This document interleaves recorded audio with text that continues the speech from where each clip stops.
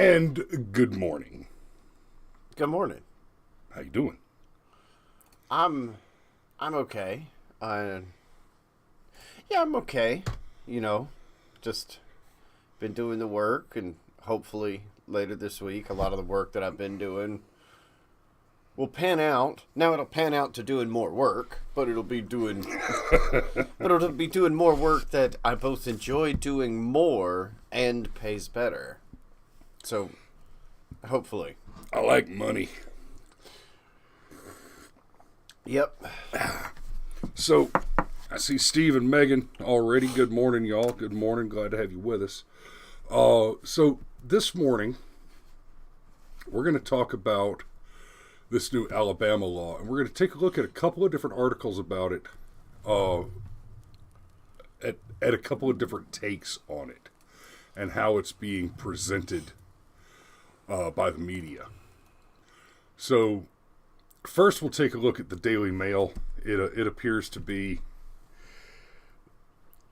It actually appears to be the most even-handed take out of the several that I've read this morning. That doesn't mean it's the best one out there. It just means it's the best one I found this morning. Sort of. But I've also got, CNN and MSN. Wait. Yeah. Are they allowed to say trans in Alabama? I don't care. But yes. It's a joke. But yes, they are. So they're not allowed to say gay in Florida, right? That's what that bill says? It doesn't say that. Oh. In fact, the word gay doesn't even appear in the bill.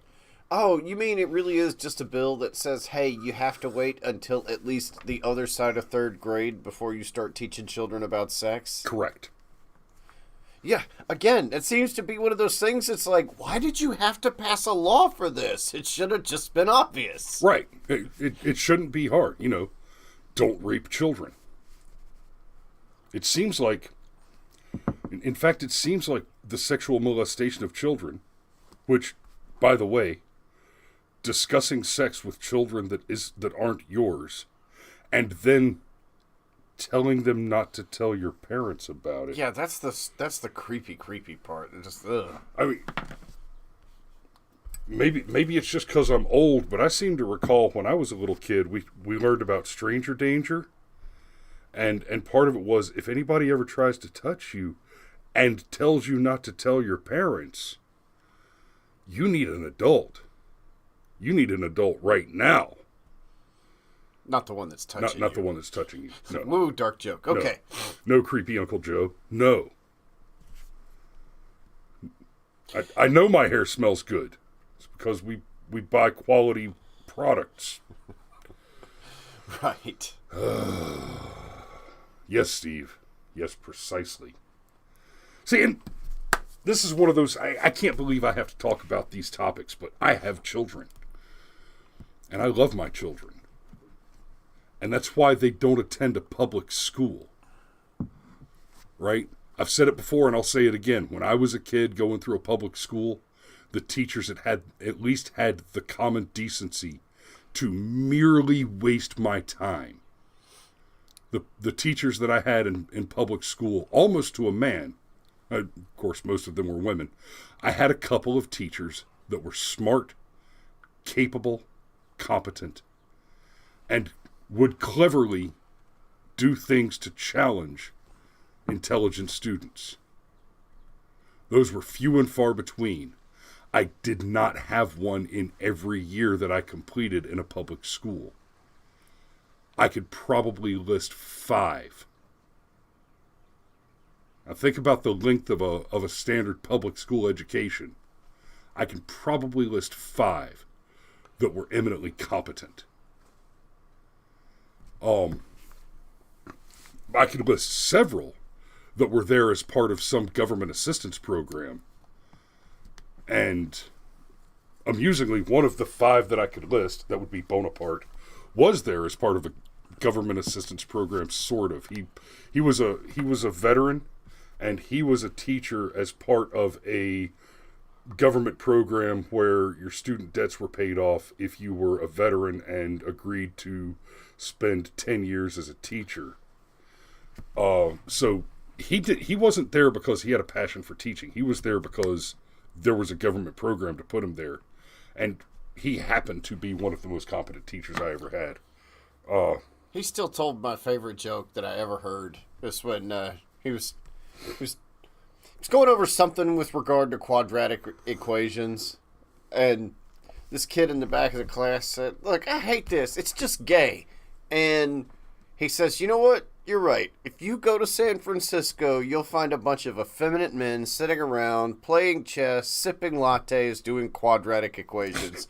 And I died. And this is also the teacher that threw the dry erase marker at me. I mean, I'm tracking. I'm tracking. But still, I died. And the kid he made the joke at just did, huh? Oh, it's painful. So, but, okay, so, right. No, when we were in a public school, the teachers had the common decency to be merely inadequate. That's no longer the case. I don't know, man. I think they've actually been trying to reprogram. It bounced off of us because we're kind of obstinate and stubborn and above average intelligent and all that. We were the right combination of things where it made us more difficult than the average bear to program. But I actually think this has been going on. It's just been a lot quieter and a lot more subtle. I don't disagree. Basically, ever since the Department of Education was created, the federal government has just been deciding, oh, well, there has to be a social justice component to education. Even before the term social justice was part of the broader lexicon, like, that's been part of the math here. I saw a billboard yesterday near the Atlanta food bank. The Atlanta Community Food Bank, Atlanta Community Food Bank. And it was a picture of a lawyer, and the billboard said, "Food security is a component of justice." And I thought about it for a minute, and I thought, no, it's absolutely not. Your individual ability to care for yourself as a living thing is not a question of justice. Is a completely separate concept. It has nothing to do with whether or not you are capable of earning a living. Completely separate. But yeah, today's teachers are a threat to your children and to your country. They're not just grooming your children. They're actively interested in destroying the country. So I'm gonna walk us through a little bit of the bill, and then I'm gonna really hammer home and make the case about the threat to the country and the threat to your children. So Alabama passed this bill to criminalize hormone treatment, puberty blockers, and gender change surgery for minors. Okay? If you're a grown-ass man or woman, you're still more than free, apparently, under the law, to voluntarily mutilate yourself in a cosmetic surgery that does not alter, by the way, your biology. We'll talk about that a little bit in a minute here. Alabama lawmakers passed a bill that would make it a felony for a doctor to prescribe puberty blockers or perform gender change surgery on minors. And you know what? If you want to abuse your children that way, move to California. By the way, California needs people to move there. Good morning, dear Because Deutsch. California, having gone completely psychotic, is bleeding even low-tier, low-value people off to be a cancer on our states. Remember, there are no red states, or there are no blue states. There are only red states with blue cancer. The bill would also require school counselors, nurses, and others to tell parents if a child discloses they believe they are transgender.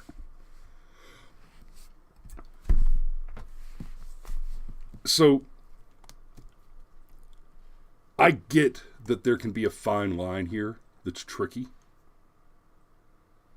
Because if you have a child who's being abused at home, that child needs some way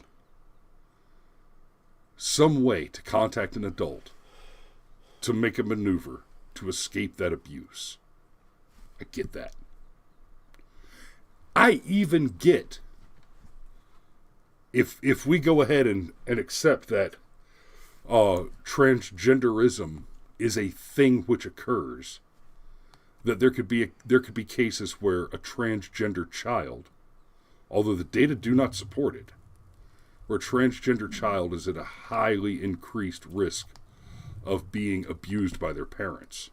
Now, what the data do support is that they have an incredibly elevated risk of suicide, an incredibly elevated tendency toward suicide. And I want you to understand something. The grooming of the children, the leftists pushing the transgender agenda on your children, this is attempted murder. And I don't say that as a personal opinion. Okay? If you set up, say, a bouncy house next to, a bonfire, and the bouncy house blows over into the bonfire. This actually happened to us once.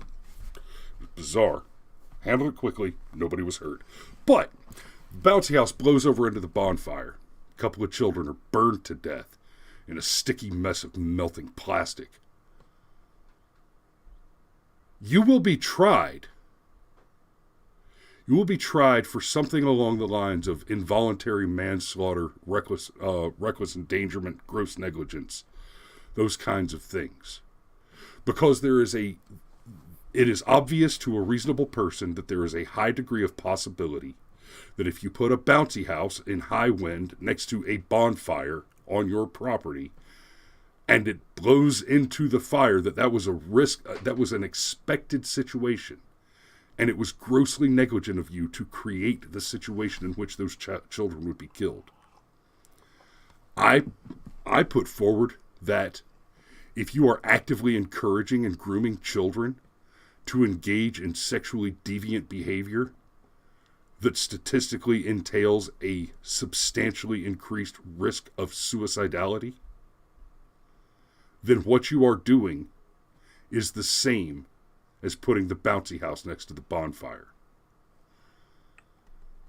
No, that's not a mere argument that I'm making. That is what the law says. At least that's what the law in Alabama says now. No, it's what the law in every state says. This is different. I know it's different. That's the gross negligence angle. And I would go so far as to say that the grooming of children is a more significantly culpable form of gross negligence, because there's an intent to create the risk. Steve says, wasn't expecting such a dark show, but the society's requiring it, I'd say. Yeah. And real quick. Go ahead. Just so that I can say the name. Der Deutsch Wandervolk?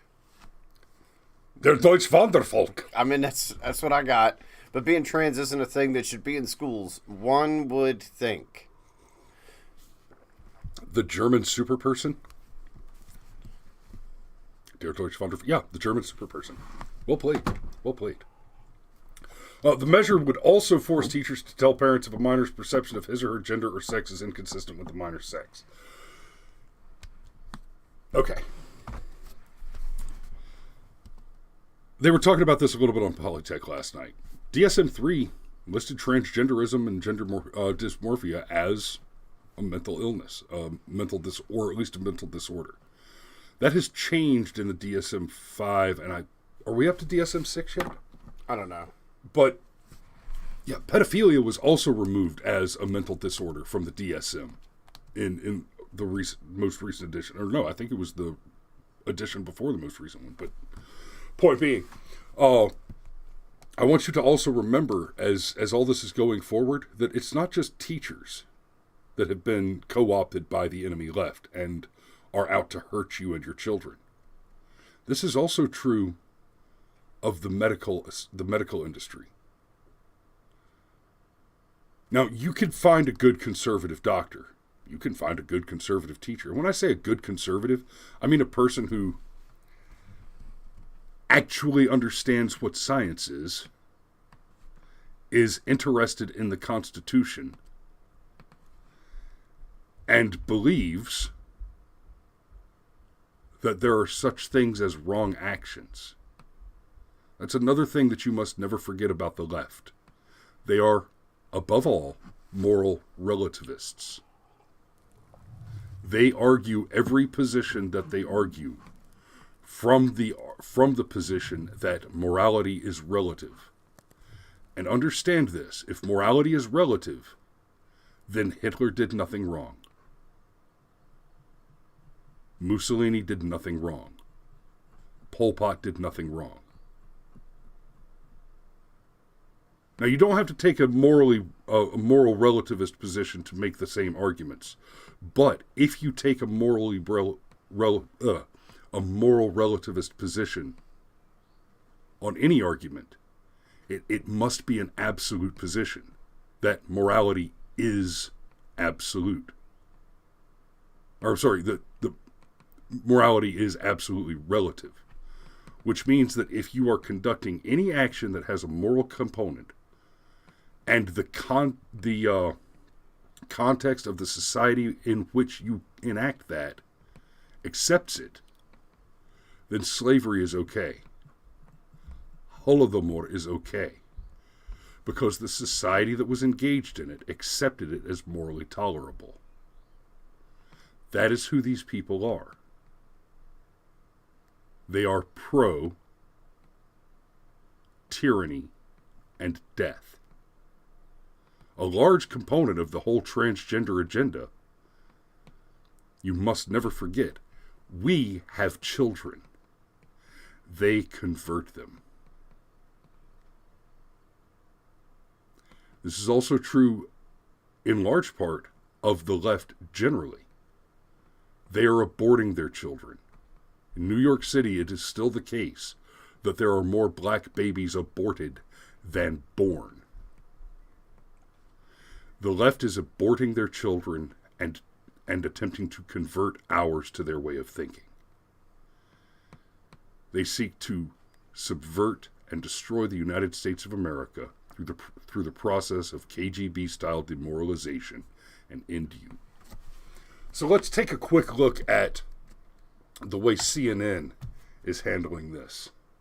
No, I don't want your summarization in the morning.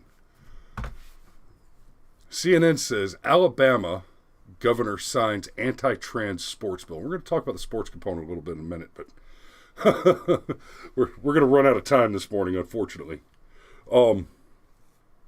So, signed a bill into law on Friday requiring all Alabama athletes in K through 12 public schools to compete in sports based on the gender they were assigned at birth, joining a growing trend among Republican-controlled legislatures around the country that have been moving in recent weeks to impose restrictions on the lives of transgender Americans. You're a liar. That's it. You're a liar. Let me explain this to you real quick. Understand this. Pay attention. We've been hearing a bunch of noise about men and women's sports. Have we been hearing any noise about women in men's sports? Hell no. I'm sorry, kids. Women cannot compete with men physically. This is not complicated.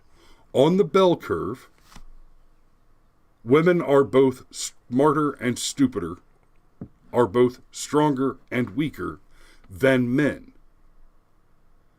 What happens is women, on general, tend to cluster around the average.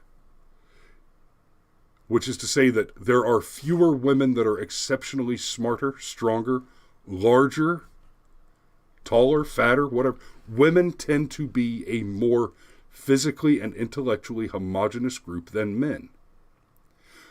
Men tend toward the extremes of those bell curves. So you have more men that are geniuses or super athletes, but at the same time there are more men than women that are physically weak. Danny DeVito. Stupid. Right. You have more men at the extremes. It's also the case that you have more men that are extremely violent. right? That's why you have more men in prisons. Men tend toward the extreme ends of the spectrum. So the bell curve looks like this for men, and it looks like this for women. Now, what does that have to do with sports? It means that when you're talking about professional competitive sports, you're dealing with this end of the bell curve, where there are simply more men than women, period. And the men at the extreme end of the bell curve are extremely extreme compared to the women at the extreme end of the bell curve. The Leah Thomas situation, for example. Leah Thomas just broke world records in women's swimming with scores that place him in less than 800th place compared to the similar men's records. So you can be a failed male athlete and then go buy a set of tits and say, I'm a woman now, and all of a sudden, you're the strongest woman in the world because you're not a woman, dude. Why don't we hear about it on the other side? Because you don't suddenly, if you're a woman, by pretending you're a man, you don't suddenly become the strongest man by merely having been an extreme end. So you got Leah Thomas is at the extreme end as compared to women on the bell curve, but just above average as compared to men. Wait, Seaver, you're not supposed to wear pears. You eat them.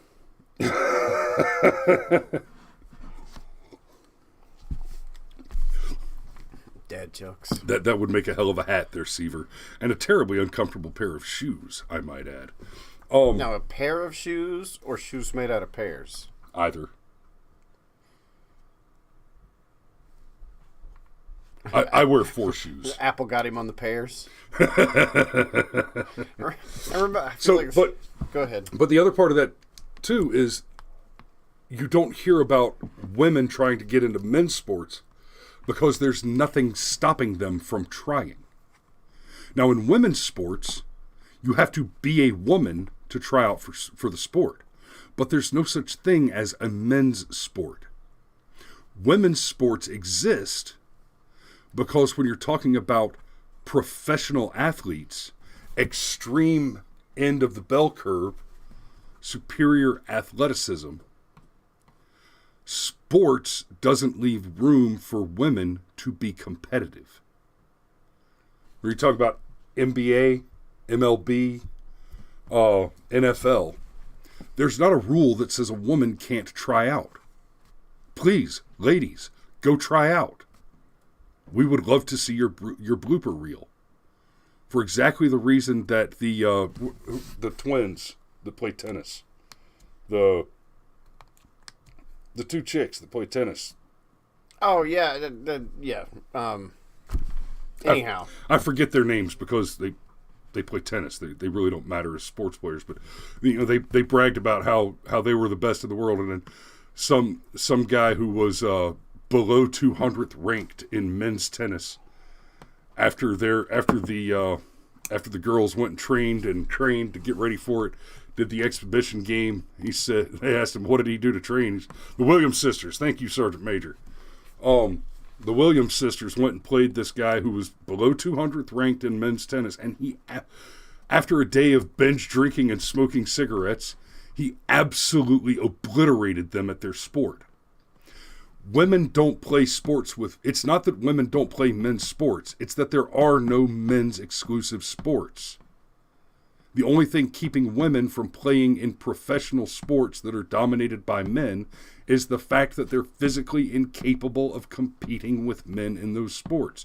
You can go try out, the rules do not prevent it. Women's sports exist explicitly to exclude men because women cannot compete with men. When you start doing physical sports, women cannot compete with men. The ladies' soccer team that just sued everybody because they didn't think they were getting paid enough got their asses handed to them by a high school men's soccer team. Which is still funny. And yeah, it is. Striker seen a short female Marine clipped during a football game by a 6'6" male Marine. Incidental forearm to the dome. Not pretty. And yeah, a short female 6'6" male Marine. If I'm running, I could clip Cameron in the side of the head with my elbow incidentally. Like I'm not trying to throw an elbow. I'm just running. That's what he's talking about, the incidental forearm to the dome. It's not pretty. And it doesn't take a huge height difference for something like that to go down. I saw a female in a mixed martial arts combatives session at DLI, and her male opponent, who was probably 50% larger than she was, landed on her arm when she flipped him over to try and get him in her guard, and he landed on her arm. And God, if you've never seen someone's arm break hard enough for their knuckle bones to tap their elbow on the way down, it's memorable, we shall say. So before we close up, and I do have to go ahead and start closing up, I want to bring this around, because here's what I want you to understand. This is not new. It's not like we're just suddenly now concerned about this because it's new in the headlines. And we've talked about this stuff on the show before. I'm going to take you back in time to Drag Queen Story Hour. First, I'm going to show you a little bit of the Wikipedia article just to make this point. Drag Queen Story Hour and Drag Story Time are children's events. First started in 2015. These events, usually geared for ages 3 to 11,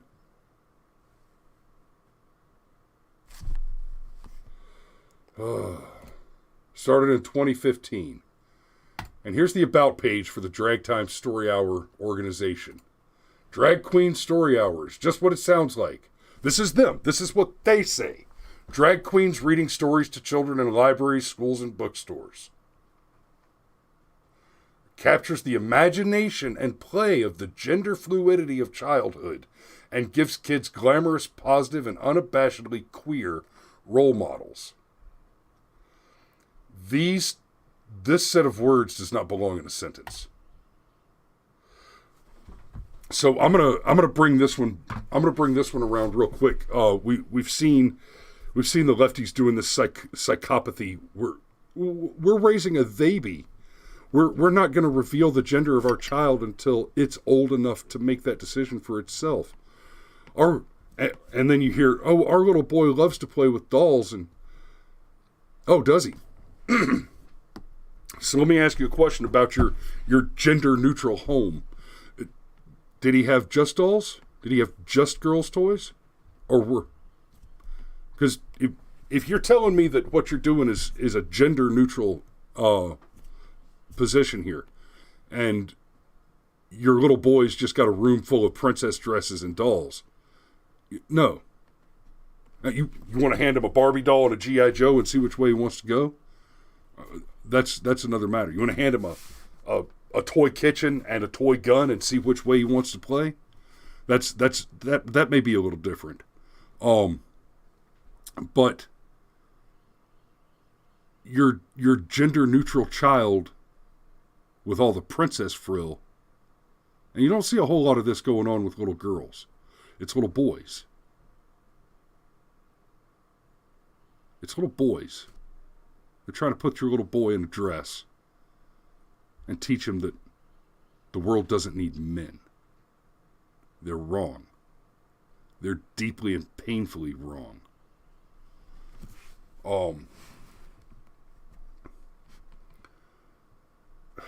And where does all that leave? I can't show you these pictures on YouTube. I can't. I've got the blurry one here.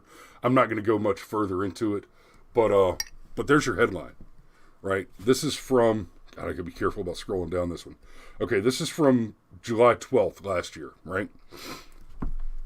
Drag Queen Story Hour became library apologizes for hosting rainbow dildo butt monkey to entertain children. Sure. Rainbow dildo butt monkey. So, again, I'm not going to show the actual picture of the character on here, but I will describe it. The character is in a rainbow fur costume with an exposed prosthetic butt, big floppy butt, exposed human breasts and nipples, and a great big floppy dildo to read stories to children in a library, in a public library. Now, this one happened in England, right? This one didn't happen here. I hope, my heart hopes to attribute that to the Second Amendment.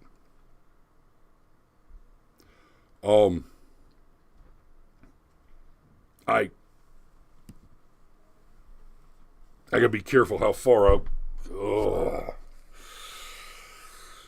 There was an incident one time where I was at a place with some friends, and one of my buddy's kids comes running up and says, "Daddy, that guy's weird." And goes over.